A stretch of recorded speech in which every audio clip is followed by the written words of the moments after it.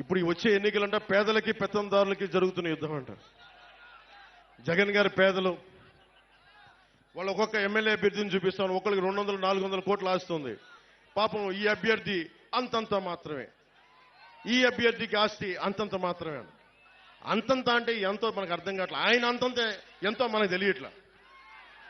పాపం వాళ్ళ సాక్షి పేపర్ కూడా చాలా పేద పేపరు. వాళ్ళ భారతీయ సిమెంట్స్ కూడా చాలా పేద సిమెంట్ ఫ్యాక్టరీ. వాళ్ళ సజ్జల గారు కూడా చాలా పేద వ్యక్తి. వాళ్ళ మిథున్ రెడ్డి గారు ఈ రోజున 60 నియోజకవర్గాల్లో అడ్డగోలుగా దోచేసిన ఆస్తిని ఈ రోజున ఎలక్షన్లు ఖర్చు పెడతా ఉన్నారు. 20,000 కోట్ల దోచేసిన జగన్ గారు కూడా చాలా పేదవాడు. మనమే పెద్దదాను. 600 కోట్ల రూపాయలు సిద్ధం బోర్డులకే ఖర్చు పెట్టిన జగన్ గారు కూడా పాపం నిజంగా పేదవాడు. జేపీ వెంచర్స్ మనకు తీరాల్లో మన గ్రామాల్లో ఉన్న ఇసుకని మట్టిని దోచేసిన జేపీ వెంచర్స్ కూడా జగన్ గారి బినామీ కంపెనీలు, అవి కూడా పేద కంపెనీలే.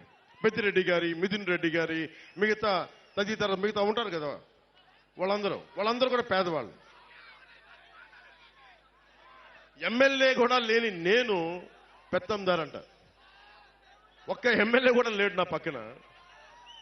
మేబీ మీరందరం చూసి,